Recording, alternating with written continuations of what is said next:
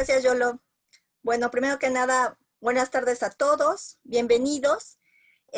La plática que vamos a tener es prácticamente muy general, porque es un tema sumamente amplio. Nos podríamos llevar días hablando de los requisitos que en un almacén se deben de cumplir para poder operarlo de manera correcta.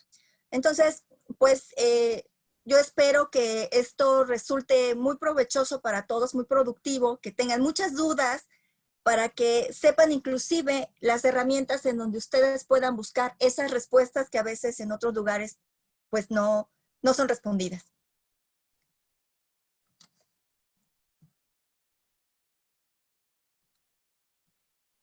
Bueno, como les comentaba, vamos a revisar de manera general los requisitos mínimos y vamos a ver toda la normatividad en donde están descritos estos requisitos. Dentro del temario que vamos a revisar el día de hoy, pues está obviamente el marco regulatorio, esos requisitos legales y lo que debe de contemplar el sistema de gestión, la organización y todo lo que conlleva o lo que engloba lo que es el personal que debe de elaborar en un almacén, las instalaciones, la infraestructura que debe de tener el establecimiento y por supuesto el manejo del producto y las buenas prácticas de almacenamiento y distribución, que prácticamente es como la parte medular de lo que es un almacén. Comenzaremos con el marco regulatorio. Como en cualquier otro tema, lo primero es pues nuestra constitución política, y de ahí se desglosa lo que es la Ley General de Salud, el Reglamento de Insumos para la Salud, la norma que aplique, que sería la 59 para la parte de medicamentos, la NOM 241 para la parte de dispositivos médicos y la 164 que es para fabricación de fármacos. Y lo más importante, el suplemento. El suplemento para establecimientos dedicados precisamente al depósito, el suministro y la distribución de los insumos para la salud. Comúnmente, pues, pensamos que en la norma, porque viene un apartadito que dice almacenamiento o dice distribución, eso es lo que nada más le aplica al almacén. Sin embargo, no. Toda la norma le aplica al almacén, obviamente migrada a las características y condiciones del establecimiento. Y es curioso porque en la norma siempre nos piden el qué necesitamos, mas no nos dicen cómo. Sin embargo, en el suplemento es donde viene el cómo necesitamos cumplir y el qué tenemos que hacer para cumplir precisamente con esos requisitos. Vamos a partir de por qué tenemos que cumplir ese requisito. Finalmente, como bien sabemos, la Secretaría de Salud, a través de la COFEPRIS, ejerce un control sanitario sobre diferentes productos. Esto ustedes lo pueden encontrar, o los conceptos que vamos a ver en este mapita, los pueden encontrar en el artículo 194, el 197 y el 198 de la Ley General de Salud. En estos artículos nos explican que el control sanitario que ejerce la autoridad sanitaria es sobre el proceso, importación, exportación, uso, extracción, disposición final sobre diferentes productos.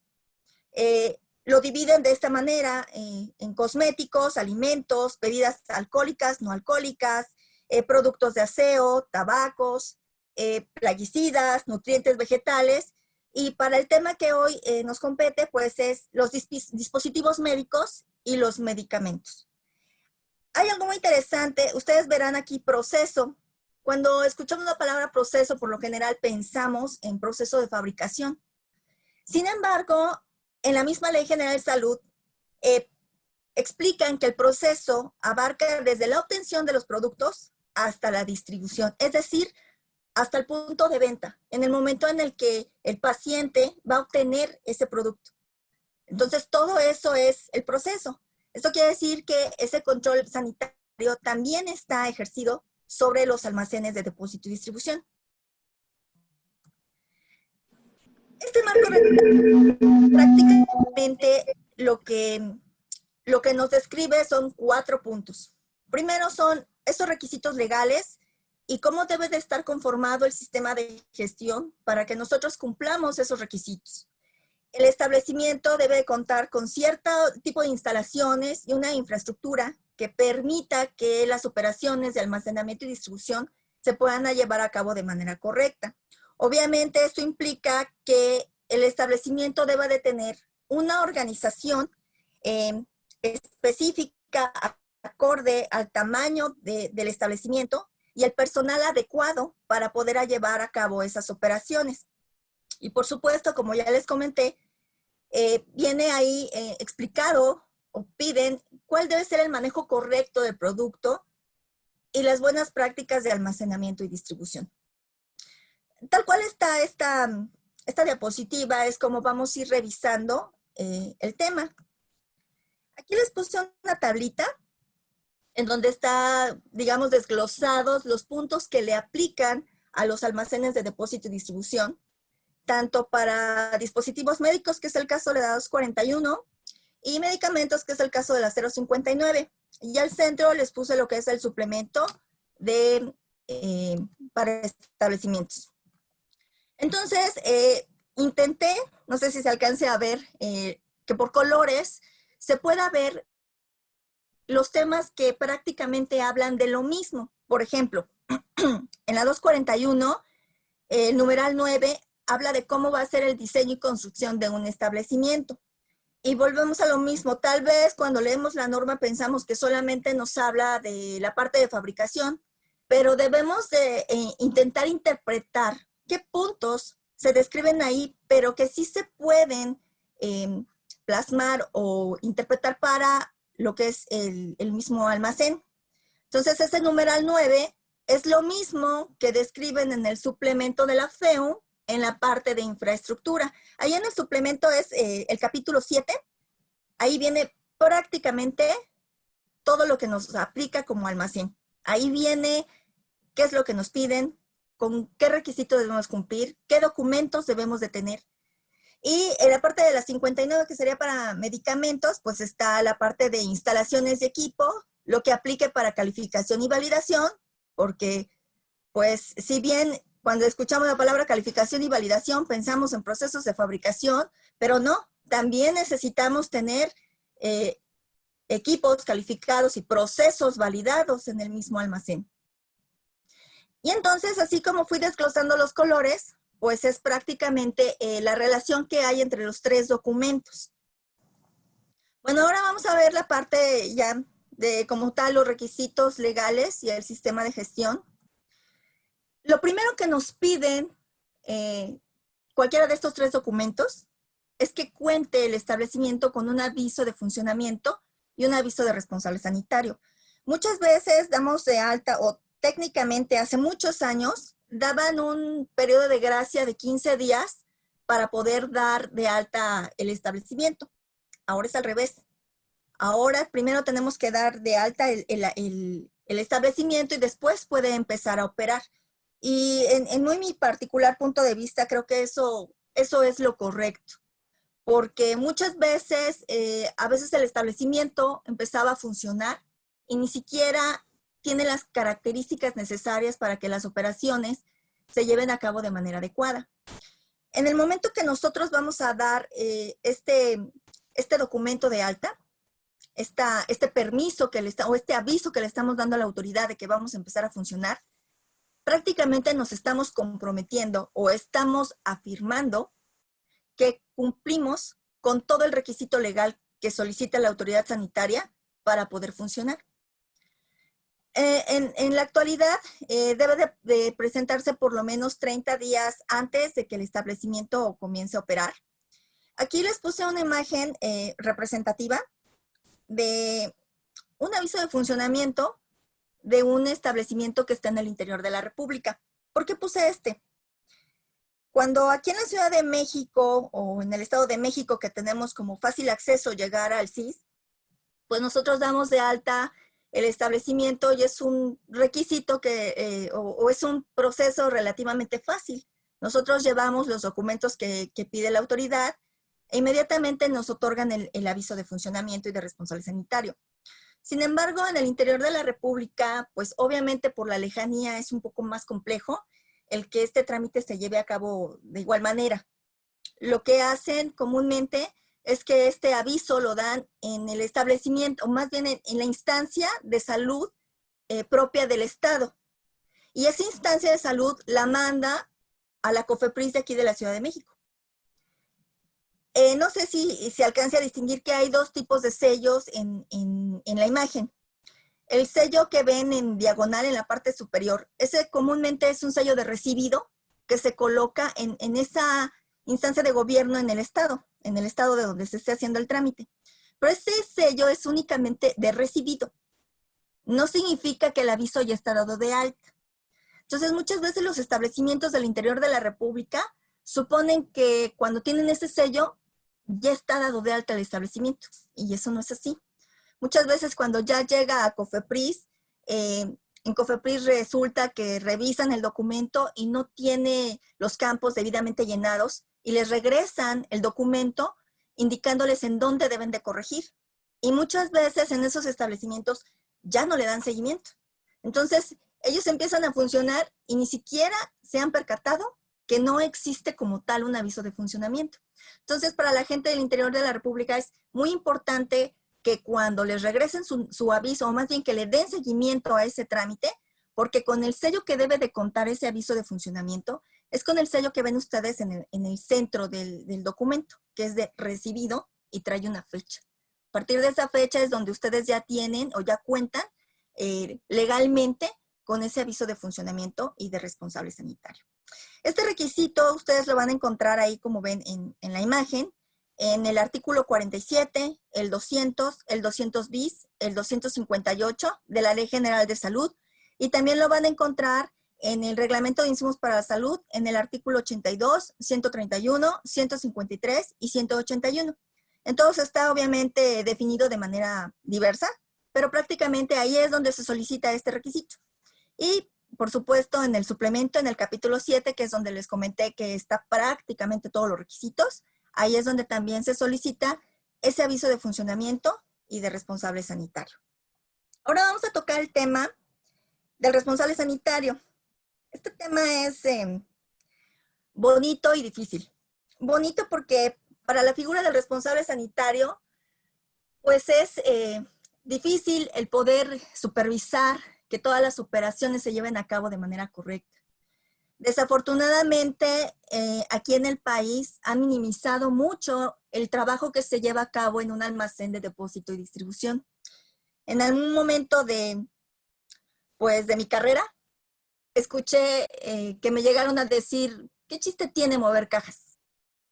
Pero no es así.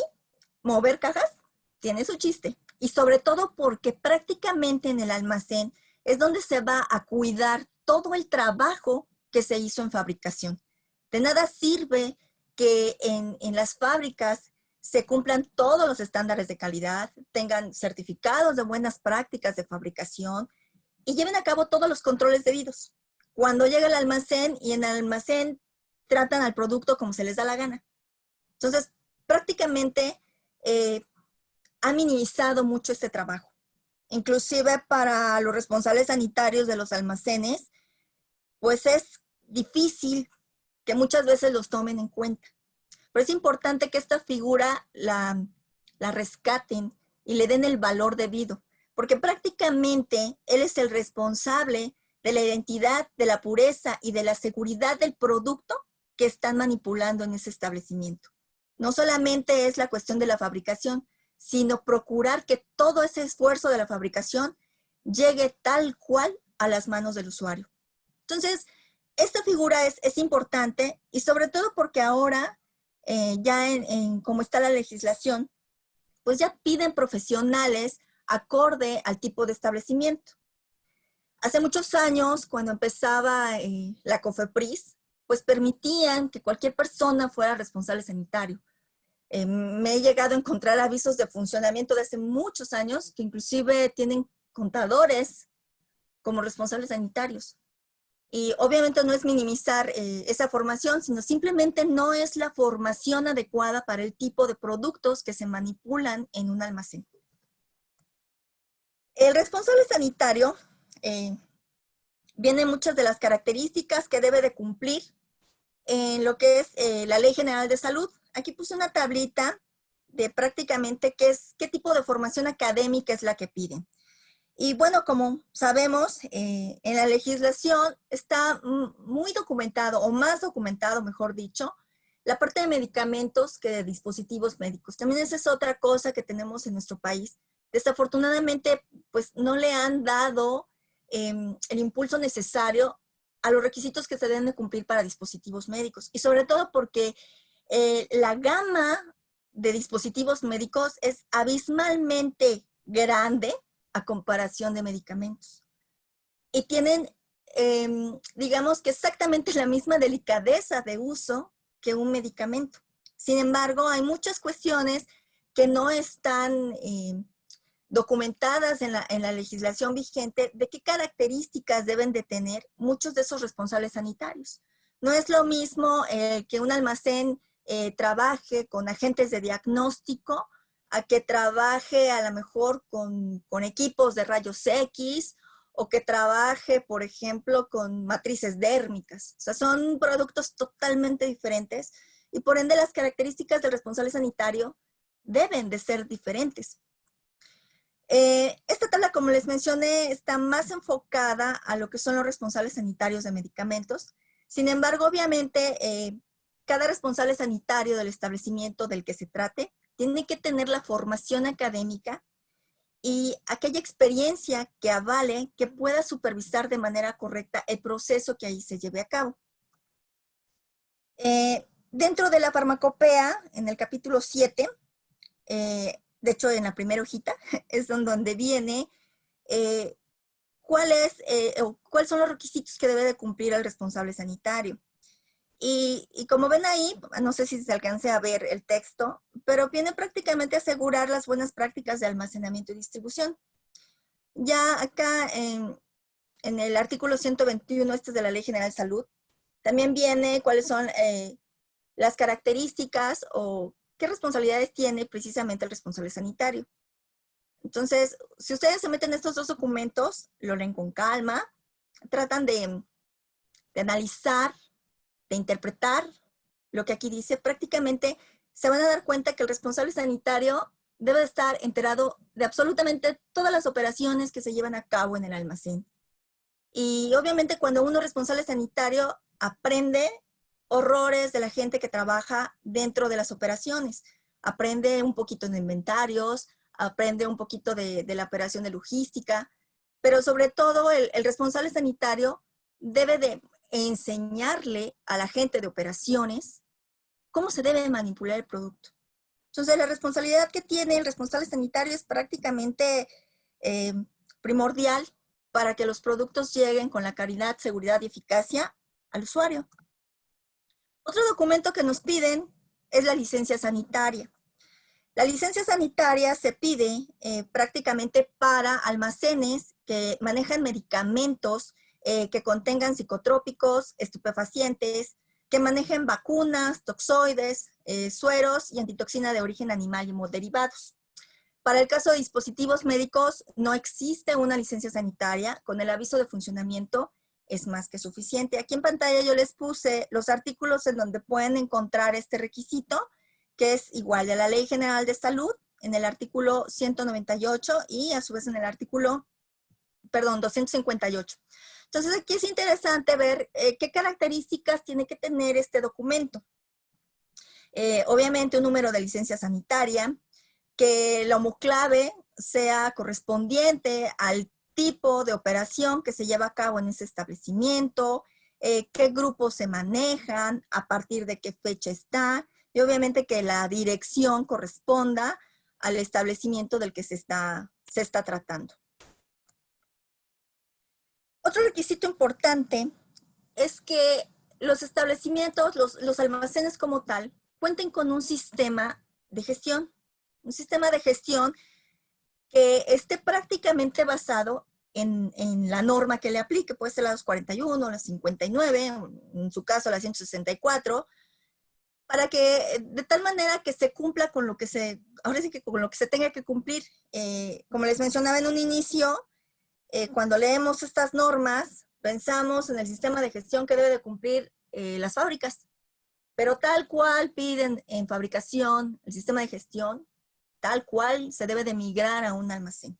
Un almacén también debe de tener un procedimiento para elaborar documentos, un procedimiento de control de documentos, de control de cambios, procedimientos, instructivos, todo lo que implica un sistema de gestión. Porque digo, el tema del sistema de gestión es súper, súper, súper amplio. Prácticamente nos va a ayudar a cómo dirigir o cómo se va a dirigir la organización, cómo se van a controlar todas las actividades y de tal manera que esto implique que se tenga una calidad de operación. Como ya muchos saben, pues prácticamente debe de existir una pirámide documental, un almacén de depósito y distribución, también debe de contar con un manual de calidad. En ese manual de calidad debe de describirse cómo está armado el sistema de gestión. Debe de hablar de la política, de los objetivos de calidad. Y lo más importante que debe de tener este manual es la descripción de la figura de la dirección. Y eso en todos lados se los van a decir, en todos lados lo hemos escuchado, que para que un sistema de gestión, para que una empresa se apegue a su sistema de gestión, es totalmente dependiente del compromiso que tenga la dirección. Porque todos los empleados pueden hacer las cosas de la mejor manera que puedan, pero si la dirección no tiene un compromiso con la calidad, va a ser muy difícil que se pueda llevar de manera correcta este sistema de gestión. Entonces, en ese manual de calidad, prácticamente se tiene que describir ese compromiso de la dirección para que las operaciones se lleven a cabo de manera correcta. Debajo del manual de calidad, como bien sabemos, están los procedimientos normalizados de operación.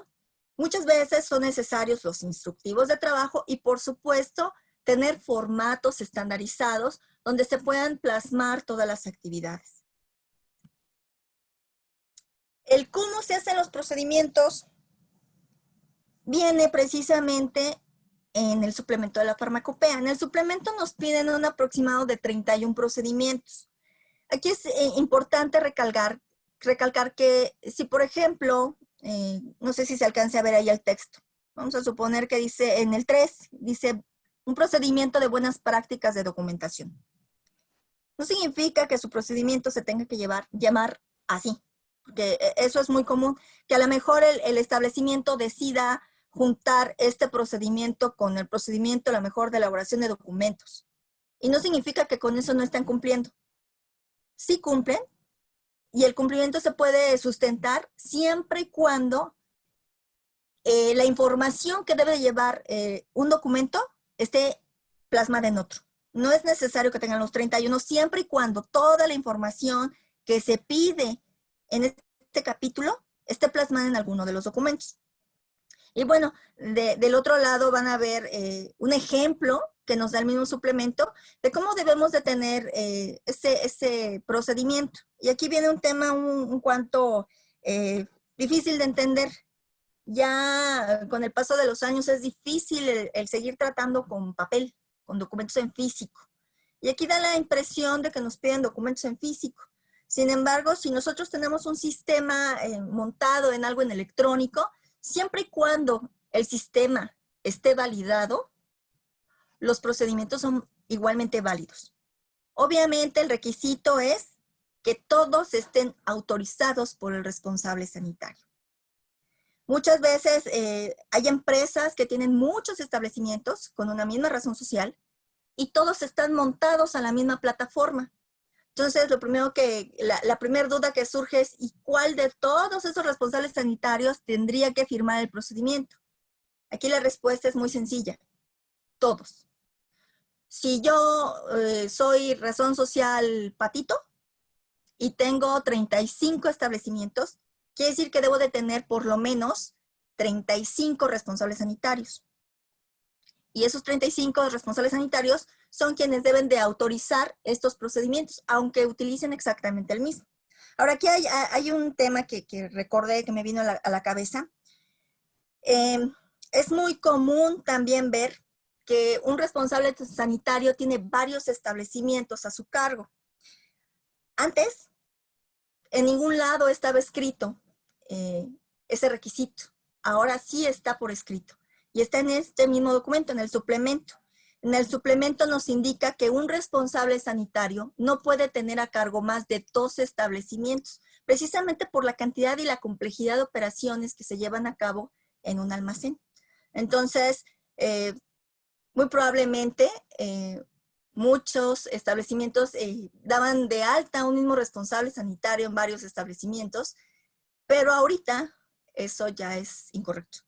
El deber ser es que por lo menos o máximo tengas bajo tu responsiva a 2 establecimientos. Como les mencionaba, me salió un poco del tema con respecto al responsable sanitario, el número de establecimientos. Aquí en la imagen vamos a ver qué es lo que se pide en un procedimiento normalizado de operación.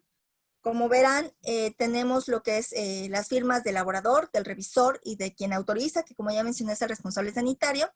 Y bueno, obviamente el que revisa no va a ser el responsable sanitario. Tiene que ser una persona experta en el proceso que se esté llevando a cabo. Si son procedimientos de calidad, pues debe haber una persona experta o la que más sepa de calidad en este establecimiento, quien revise al que está elaborando. Si es un procedimiento de inventarios, por ejemplo, pues el jefe de inventarios, el supervisor de inventarios, es el que tiene que revisar el documento y lo va a autorizar el responsable sanitario.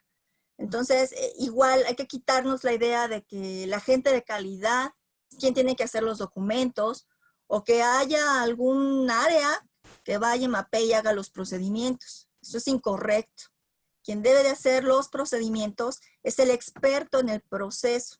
Nadie mejor que esa persona es quien conoce cómo es ese proceso. Y bueno, en el suplemento nos describe cuáles son esos puntos mínimos que debe de contar ese procedimiento, que sería un objetivo, un alcance, las responsabilidades, que aquí prácticamente debe de venir desde quién ejecuta, quién supervisa, quién autoriza, cómo se desarrolla el proceso. Y aquí en el desarrollo del proceso es importante que se describa quién hace la actividad. Me ha tocado ver procedimientos que dicen, no sé, voy a poner ejemplo bobo, estiva la tarima, la sube al rack, pero nunca dice quién. Entonces es importante que busquen una estructura si es que no les gusta ser repetitivos de que el operador del montacargas, el operador de montacargas, el operador de montacargas. Si no quieren ser repetitivos, busquen una estructura adecuada para que esa descripción del texto se entienda quién es el responsable de hacer esa actividad. Por supuesto, referencias bibliográficas, y en esas referencias debe de estar incluido los mismos procedimientos del sistema de gestión del establecimiento, los anexos, que aquí es como recomendación. Los anexos pueden estar nada más numerados y se pueden montar dentro del sistema de gestión las versiones originales, de tal manera que cada que ustedes manejen o tengan que modificar algún formato, no tengan que a su vez modificar el procedimiento. Muchas veces esos procedimientos los meten dentro de estos anexos y después se hace sumamente engorroso, que porque el formato ya no era adecuado o lo optimizaron, pues entonces no nada más tengo que modificar el formato, sino ahora también tengo que modificar el procedimiento. Entonces esa es como recomendación, solamente coloquen formato vigente. Y ya en el sistema de gestión tendrán montado su respectivo formato vigente. Debe de venir un control de cambios. Y es importante que aquí se entienda exactamente qué es un control de cambios. Muchas veces he visto en procedimientos que ponen únicamente el historial. No es incorrecto, pero al menos deben de poner alguna referencia en donde realmente se haya llevado a cabo un control de cambios de estos documentos. Que tenga el motivo del cambio, que tenga el historial de quienes revisaron y analizaron que ese cambio era prudente llevarlo a cabo, y todo lo que implica un control de cambios. Y bueno, por supuesto, las firmas de conocimiento. Esas firmas de conocimiento aquí lo piden como si fuera un numeral más del procedimiento, pero esto lo pueden cumplir también con las respectivas capacitaciones que se da al personal que está implicado en el proceso que esté descrito en este procedimiento.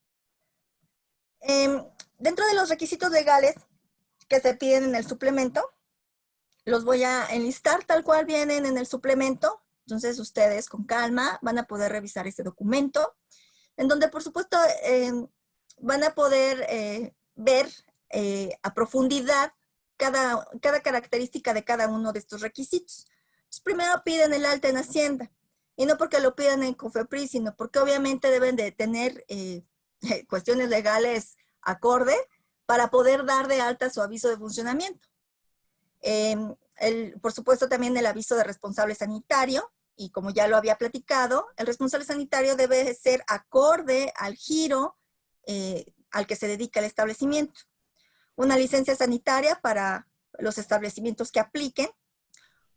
Debe de haber un organigrama actualizado, y este organigrama debe de encajar de manera perfecta con lo que se tenga de descripciones y perfiles de puesto. Esto es muy importante y muy interesante, porque justo aquí es donde muchas veces hay establecimientos que solo llenan los papeles por llenar, y aquí es donde no encaja, porque el organigrama dice un puesto y la descripción de puesto dice otra cosa, que no tiene nada que ver con el organigrama. Entonces, es muy importante que siempre encaje de manera perfecta el organigrama con la descripción y, por supuesto, el perfil del puesto.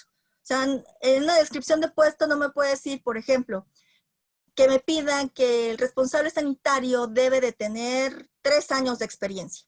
Y cuando me voy al perfil de puesto, pues también indica, no sé, a lo mejor 2 años de experiencia. Ahí ya no encajó. Y cuando me voy al expediente del responsable sanitario, resulta que es un chico recién egresado de la facultad. Entonces, ese tipo de detalles son los que aquí deben de tener mucho, mucho cuidado.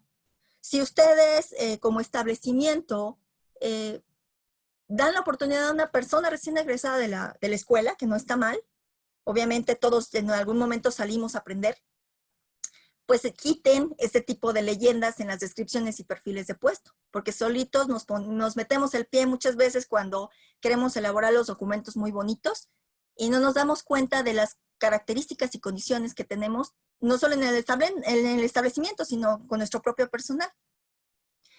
El responsable sanitario debe de tener resguardadas las órdenes y actas de visita de verificación. En el caso de quienes manejan controlados, pues sus libros de control, que estén estos autorizados por la Secretaría de Salud. Por supuesto, el suplemento, que muchos establecimientos no cuentan con el suplemento, pero aquí prácticamente les dice cómo hacer las cosas. Un layout del establecimiento, y aquí es bien importante que verifiquen que no tengan flujos cruzados en ese layout, porque muchas veces a lo mejor tenemos solamente una entrada, ¿no? Una cortina, por así decirlo, en donde ahí mismo recibo producto y ahí mismo lo surto, bueno, lo embarco. No está mal. Si así está el establecimiento, pues es con lo que tenemos que trabajar. Aquí el tema es que se logren colocar a lo mejor horarios, a lo mejor divisiones, identificaciones, de tal manera que nunca tengamos al mismo tiempo el recibo y el embarque, porque podemos cometer algún error. Debemos de tener nuestro programa de capacitación con los registros y la evidencia, y sobre todo estos no nada más es de cuando entra el personal, sino una capacitación constante que se le esté dando al personal que ejecuta todos los procesos. El siguiente punto es importante también, lo que es el control de fauna nociva. ¿Qué características debe de tener mi proveedor? Aquí prácticamente nos da la principal, que es la licencia sanitaria de ese proveedor de control de plagas. Y obviamente, bueno, el proveedor de control de plagas nos va a dar una carpeta, y esa carpeta debe de tener ciertas características. No nada más se trata de que me den mi carpetita y en todo el año nunca la abrí, no supe ni qué traía.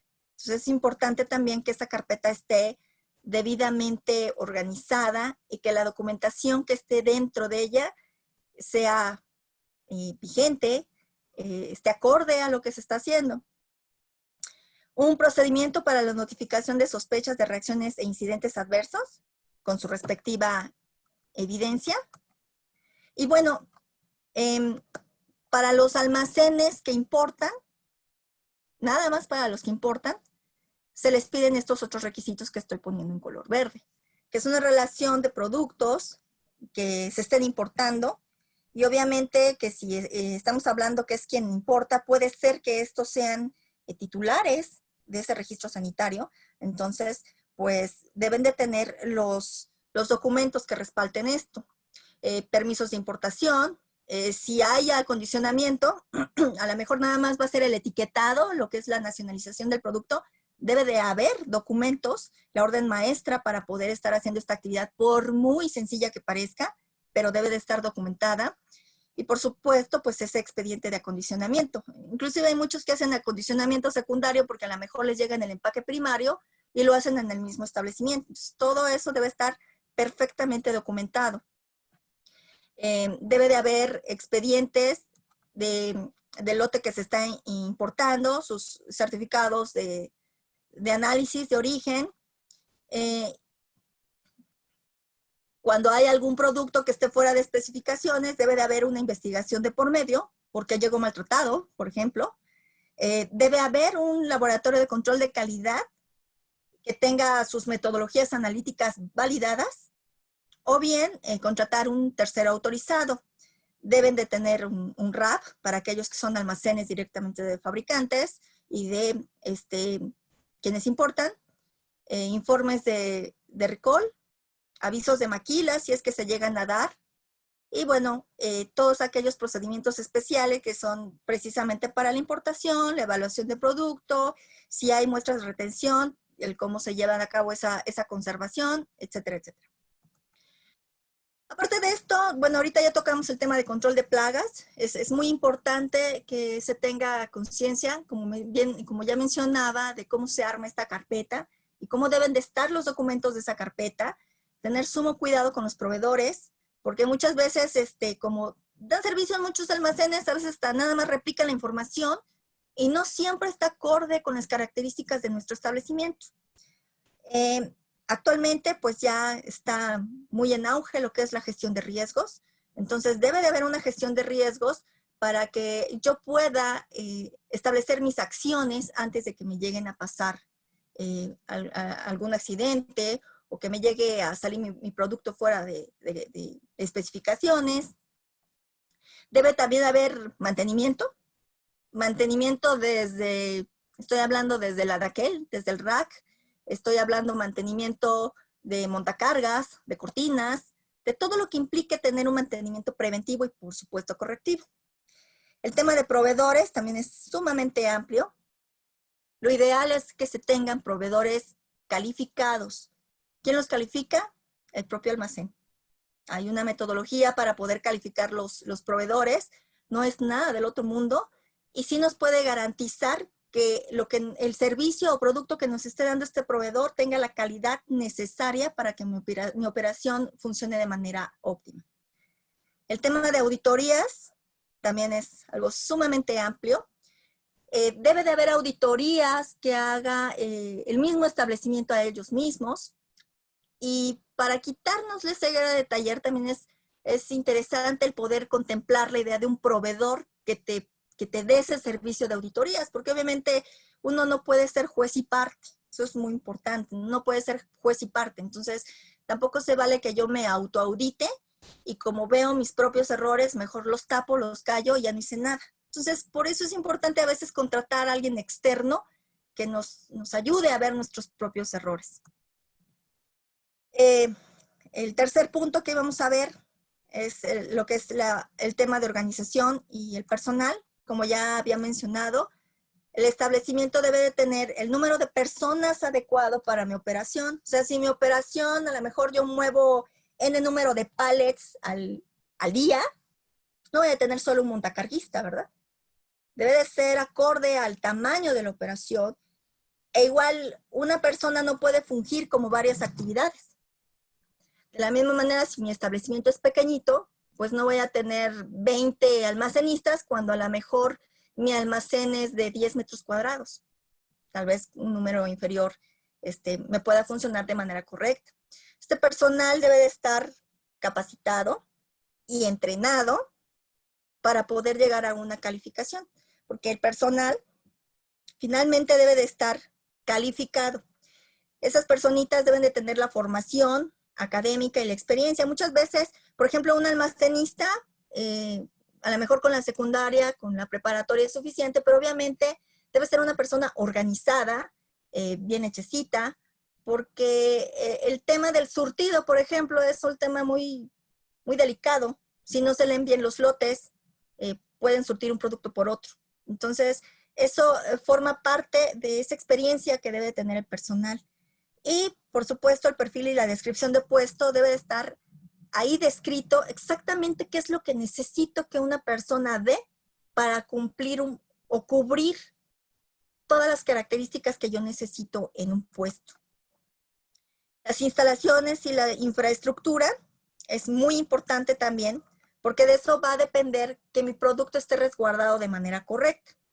Como ya he mencionado varias veces, estoy pues jalando información, tanto del suplemento como de la 59 y en la 241, y ahí van a ver las características que piden para este tipo de lugares. Y aquí a lo que voy es, no importa si es un lugar pequeñito o son almacenes gigantescos con, no sé, racks de 7, 8 niveles, dobles y unos almacenes espectaculares que hay. Aquí lo importante es que el producto siempre esté resguardado de manera correcta, que se mantenga con la calidad necesaria para que llegue al usuario de manera correcta. Si contamos con cámaras de refrigeración o cámaras de congelación, estas deben de estar calificadas y, por supuesto, la cadena de frío debe de estar validada. Eso es de los temas más importantes y que desafortunadamente en el país son pocos quienes tienen la cadena de frío validada. Entonces es muy importante que se le dé mucho empuje a que realmente pues se tenga este requisito. En el mismo suplemento viene la clasificación de temperaturas. Aquí intenté hacer un cuadrito, un diagramita, en donde ellos desglosan las condiciones que son controladas de las que no son controladas, para que ustedes vean más o menos los rangos que piden para cada tipo de temperatura. Y esto obviamente va sumamente ligado con lo que viene en nuestra caja de nuestro empaque secundario o nuestra contraetiqueta. ¿Cuáles son esas condiciones de almacenamiento que pide mi producto? Y esas son las mismas condiciones a las que yo lo tengo que almacenar. Es muy importante que nuestros almacenes que no son controlados o no son de temperatura controlada, se hagan mapeos térmicos. Los mapeos térmicos los puede hacer el mismo establecimiento, no es complicado. Sí es detallado, es a lo mejor talachudo, pero es sencillo de hacer, porque en realidad no hay ningún documento que me indique cómo se tenga que hacer. Es más como por sentido común, pero sí hay una fórmula, aquí puse una fórmula para calcular la cinética media, y eso es lo importante de un mapeo de un almacén, que pueda yo obtener una cinética media que esté por debajo de la temperatura que quiero que esté. Entonces, a lo mejor aquí en la Ciudad de México, en el Estado de México, no va a ser como complicado obtener una cinética media por debajo de 30 grados. Pero, por ejemplo, en un establecimiento que esté en Mérida, va a estar muy complicado. Entonces, es importante que se tengan estos mapeos en los almacenes. Los mapeos deben de contemplar las 4 estaciones del año, porque también hay por ahí quien bien abusados, bien listos, lo hacen en época de diciembre, ¿no? En la época de invierno, en donde las temperaturas son bajas y por supuesto que va a llegar abajo de 30.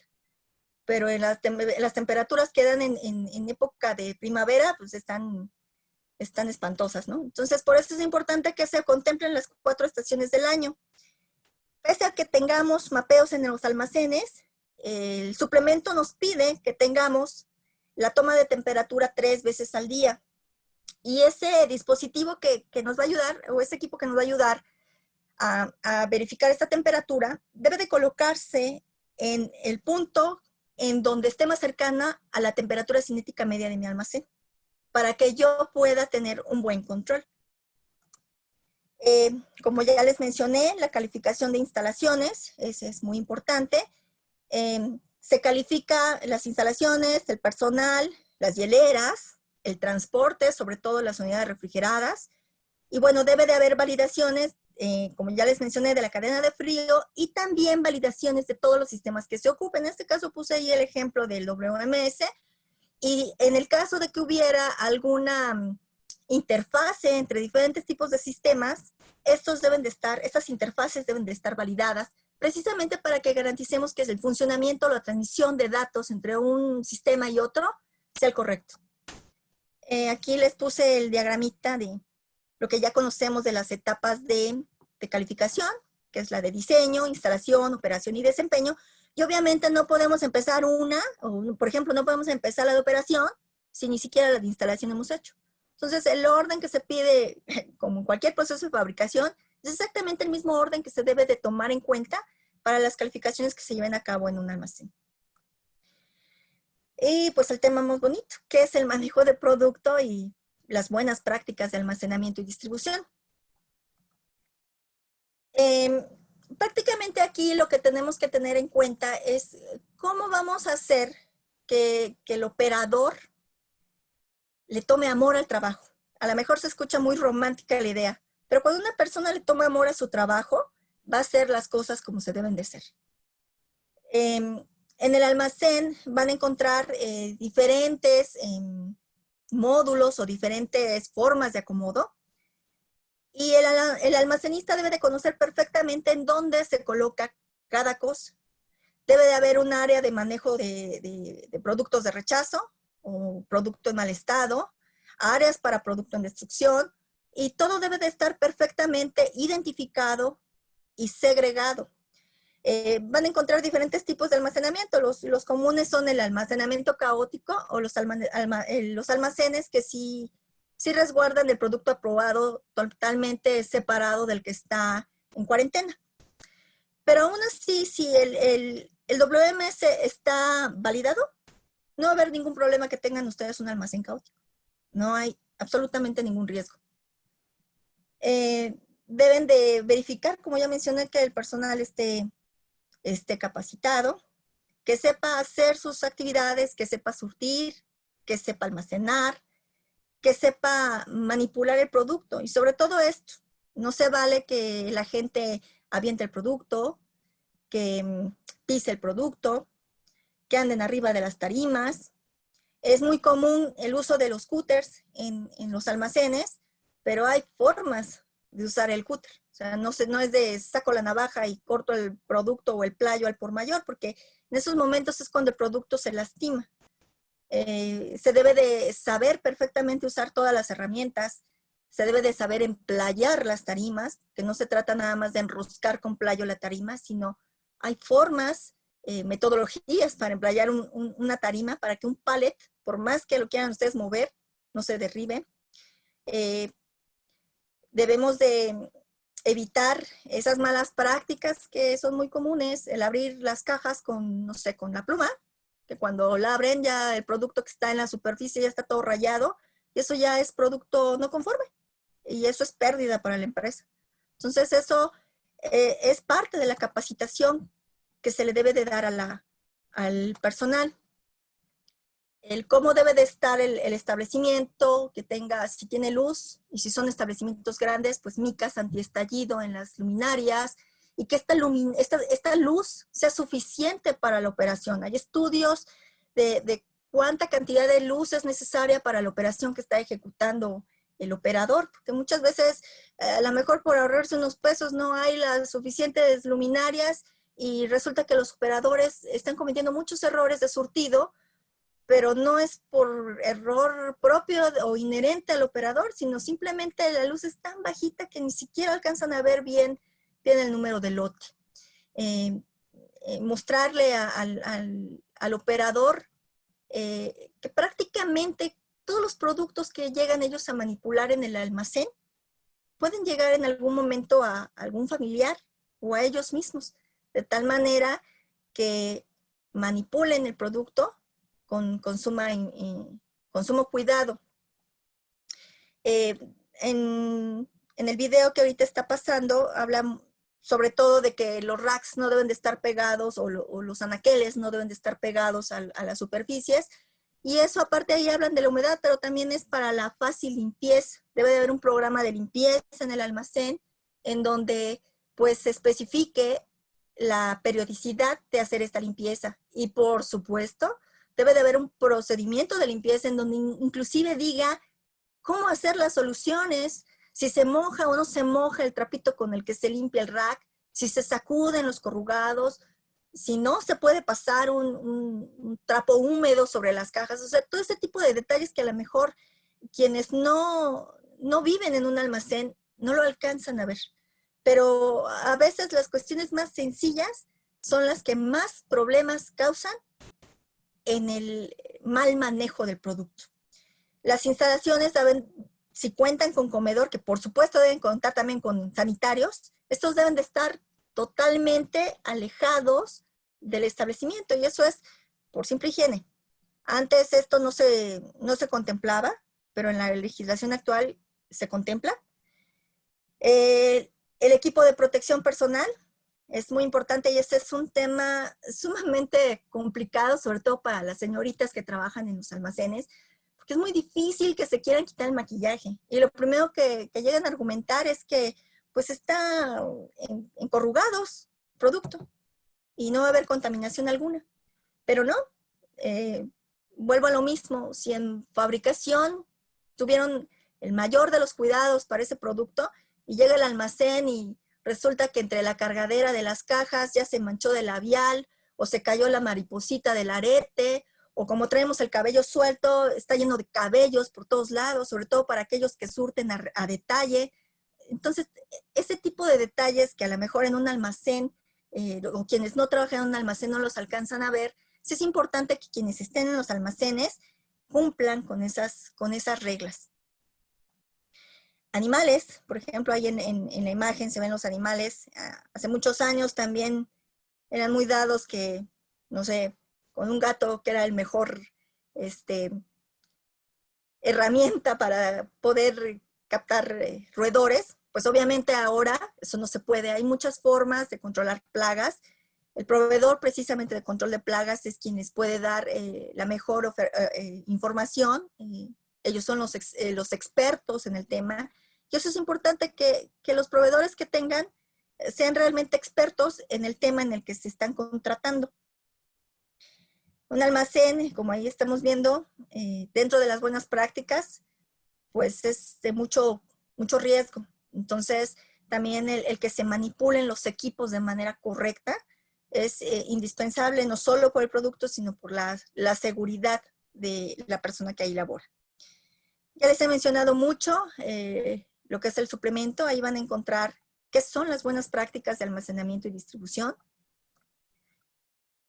Ahí mismo manejan o explican cómo se deben de manejar los inventarios, si esto se va a llevar por FIFO o por FEFO.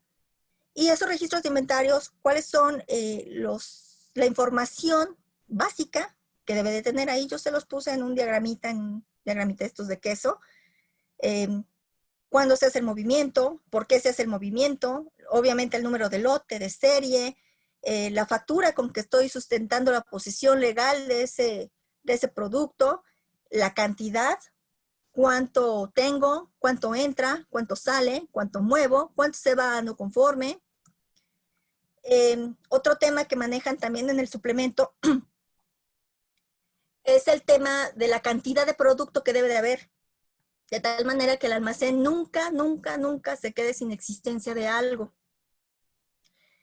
Tampoco debe de estar nunca lleno a su máxima capacidad, porque por eventualidades también debe de haber espacio suficiente para que llegue producto, pues inclusive de más.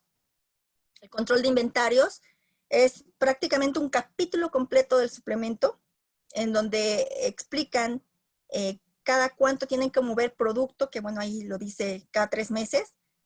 Si está 3 meses próximo a vencer su fecha de caducidad, ese producto se quita de disponible y se pasa al área de destrucción. No se puede estar distribuyendo producto con estas características a menos que el cliente esté de acuerdo. Muchos productos, porque hay dispositivos médicos que inclusive tienen de caducidad 1 mes. Entonces, obviamente, pues aquí no encajan. Y otros productos que a lo mejor el uso va a ser inmediato y el cliente decide usar productos así. Entonces, siempre y cuando tengan ustedes el sustento de que pueden distribuir o que el cliente está conforme de que se va a distribuir el producto con estas características, está bien. Pero si el cliente no sabe, y obviamente al no saber, no está de acuerdo, pues esto se tiene que mover al producto que va a destrucción. De igual forma, es muy importante que se tenga el control de los productos que ya están mal, que se van a destruir. No puede permanecer más de un año en el establecimiento. Y eso es muy común. A veces tienen una cantidad de producto para destrucción que ya les llega un rack completo y desafortunadamente, como están enfrascados en operación, en estar surtiendo lo que deben de surtir, ese producto lo van dejando ahí almacenado. Y eso no es lo correcto. No debe de estar más de un año después de su fecha de vencimiento. No les hablan en el suplemento como tal, como qué tipo de inventarios debe de hacer, pero sí hablan de que debe de haber un control de inventarios. Aquí yo les puse un ejemplo, digo, hay muchos tipos de inventarios, la gente experta en inventarios seguramente conoce mucho más de este tema, pero los clásicos son el inventario cíclico y el inventario wall to wall. Entonces, en el inventario cíclico, pues se van contando las ubicaciones de manera periódica hasta cubrir todo el almacén. Y esto nos ayuda a contar con más frecuencia todos aquellos productos que tienen una mayor rotación. A diferencia, por ejemplo, el inventario wall to wall, en donde solamente en una ocasión tengo que contar todo el almacén. Entonces, este es como un ejemplo de los tipos de inventario que existen. Y por supuesto, para cada diferencia, que obviamente se va a tener que hacer un ajuste, este ajuste debe de estar sustentado con una justificación y una investigación de por medio de dónde quedó ese producto. Puede ser que haya producto de más o que falte producto, porque es muy dado que en los almacenes hay robo hormiga y eso en cualquier almacén pasa. Y bueno, esto debe de estar sustentado. Tampoco se trata que todo se le echen la culpa a robo hormiga. O sea, muchas veces es por mal surtido y eso nos damos cuenta cuando vienen las devoluciones. El transporte. El transporte es también un tema sumamente importante porque si en el almacén se cuidaron las características y lo estamos embarcando en autos particulares a lo que da el rayo del sol, pues entonces todo nuestro esfuerzo también habrá sido echado a la basura. Entonces el transporte también es un tema muy importante. Las unidades deben de estar en perfectas condiciones, no deben de estar a la intemperie, deben de estar limpias. Y cuando digo limpias, no debe de oler a nada. No se vale que digan huele a aromatizante y con eso diga que esté limpio. Una unidad no debe de oler absolutamente a nada, a nada. Entonces, debemos de tener mucho cuidado con precisamente el transporte. Esto puede ser desde trailers, camionetas cerradas, en el caso de productos ya sea de alto costo o los estupefacientes, los controlados, deben de tener una custodia. Si hay unidades refrigeradas, estas por supuesto deben estar calificadas. Y en el caso de que por algún motivo todavía no tengan la validación de la cadena de frío, es importante que estén monitoreando esas unidades, porque es muy común que el transporte se contrate, no es precisamente el almacén, sino es un transporte contratado. Y es muy común que pues obviamente esa unidad, ese equipo que refrigera la unidad, se maneja con diésel, a mitad del camino apagan el equipo para ahorrarse diésel, y una hora antes de llegar lo vuelven a encender. Y el producto cuando llega aparentemente llegó a las condiciones adecuadas, cuando en realidad estuvo 8 horas fuera del rango de temperatura. Entonces, por eso es muy importante que ustedes consideren el que se esté monitoreando la temperatura. Obviamente hay dispositivos que les van a bajar esa información en tiempo real y otros que a lo mejor hasta que llegue el producto a las instalaciones van a ustedes poder bajar esa información. Hasta ese momento a lo mejor se van a dar cuenta del tiempo de excursión que tuvo el producto. Entonces, es importante este monitoreo, pero de esa manera ustedes pueden definir si el producto se puede usar o de plano ya no se puede utilizar. Y esto lo pueden ustedes sustentar tanto con los estudios de estabilidad como con estudios de temperaturas de excursión. Lo que le llaman la estabilidad de transporte. Entonces, para poder definir si el producto aún sirve o no, para eso es para lo que nos sirven los estudios de estabilidad de transporte.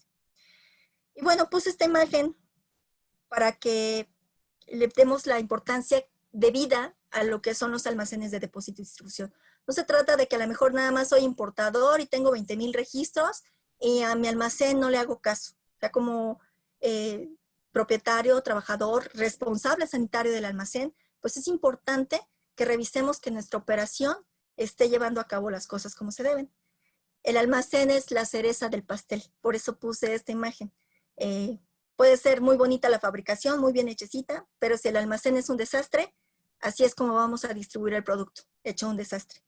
Pero si el almacén hace las cosas como se deben, el producto va a llegar con la calidad, seguridad y eficacia al usuario.